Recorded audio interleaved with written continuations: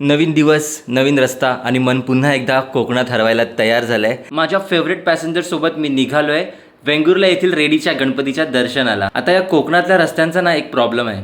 इथे प्रत्येक वळणावर ना दृश्य इतकी सुंदर असतात की ब्रेक बाईकला कमी लागतो आणि कॅमेऱ्याला जास्त. आणि हीच नयनरम्य दृश्य पाहत पाहत फायनली आम्ही मंदिराजवळ पोहोचलो.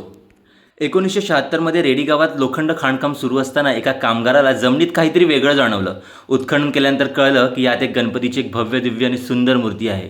विशेष म्हणजे ही मूर्ती उजव्या सोंडीची आहे आणि ती सापडल्यानंतर या ठिकाणाला खूप प्रसिद्धी मिळाली. आजही अनेक लोक इथे नवस बोलायला आणि या शांततेचा अनुभव घ्यायला येतात. आणि असंच काहीतरी आम्ही देखील अनुभवलं.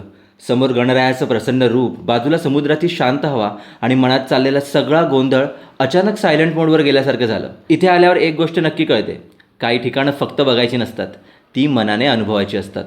गणरायाचं दर्शन झाल्यावर थोड्या वेळ आम्ही समुद्र किनाऱ्यावर बसलो. समोर समुद्राच्या लाटा आणि मन एकदम शांत. आणि कोकणात आलो म्हटलं की पारंपरिक नाश्त्याशिवाय ट्रिप कंप्लीट होते का भाऊ? मस्त नाश्ता करून आम्ही निघालो आमच्या पुढच्या डेस्टिनेशनकडे.